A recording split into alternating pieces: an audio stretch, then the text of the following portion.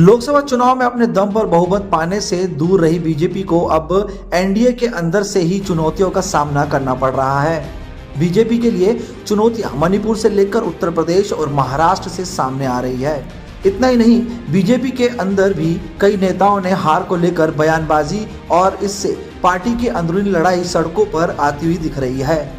इसमें पश्चिम उत्तर प्रदेश की मुजफ्फरनगर सीट पर पूर्व केंद्रीय मंत्री संजीव बलियान की हार के बाद उनके और बीजेपी के पूर्व विधायक संगीत सोम के बीच में हुई जुबानी जंग का भी मामला शामिल है।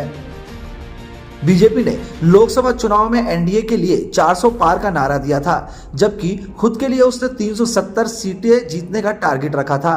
प्रधानमंत्री नरेंद्र मोदी, गृह मंत्री अमित शाह, बीजेपी अध्यक्ष जेपी नड्डा सहित तमाम नेता और पार्टी के फ्रंट संगठनों ने एनडीए और पार्टी को इस लक्ष्य तक पहुंचाने के लिए पूरा जोर लगाया, लेकिन चुनाव के नतीजे आने के बाद भाजपा के नेतृत्व को बेहद ही निराशा का सामना करना पड़ा।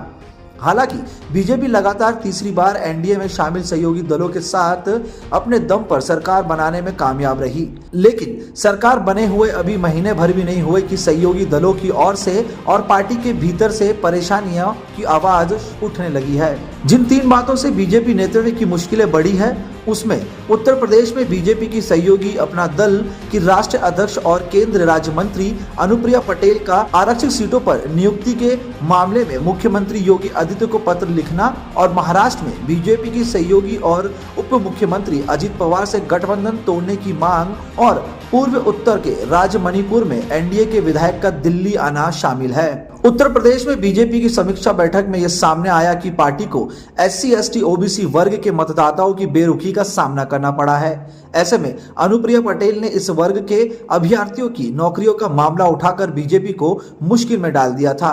हालांकि योगी सरकार ने अपने जवाब में कहा, केंद्र राज्य मंत्री के आरोपों को पूरी तरह गलत मानते हैं। उत्तर प्रदेश के जैसा ही हाल महाराष्ट्र का भी है।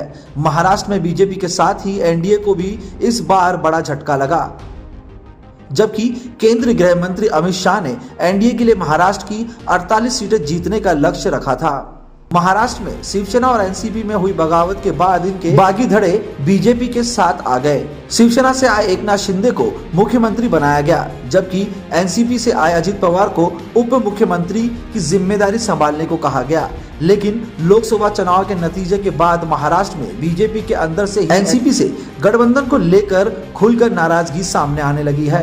कुछ दिन पहले बीजेपी की पुणे इकाई के जिला उपाध्यक्ष सुदर्शन चौधरी ने इस बात की जोरदार वकालत की थी कि अजित पवार की अगुवाई वाली एनसीपी के साथ गठबंधन तोड़ देना चाहिए। इसके बाद एनसीपी की ओर से बीजेपी नेता के बयान के खिलाफ सख्त नाराजगी जताई गई। खैर, 2014 और 2019 के लोकसभा चुनाव नतीजे में बीजेपी ने अपने दम पर बहुमत हासिल किया था और तब उसे अपनी सरकार चलाने के लिए एनडीए के सहयोगी दलों पर बहुत ज्यादा निर्भर होने की जरूरत नहीं थी। लेकिन इस बार ऐसा नहीं है और पार्टी बहुमत के आंकड़ों से दूर है। वह जानती है कि उसे सहयोगियों के दम पर ही अपनी सरकार चलानी होगी और इसके लिए उसे सहयोगियों के सामने झुकना भी होगा। ब्यूरो रिपोर्ट, कुणाल कपूर, बोल इंडिया।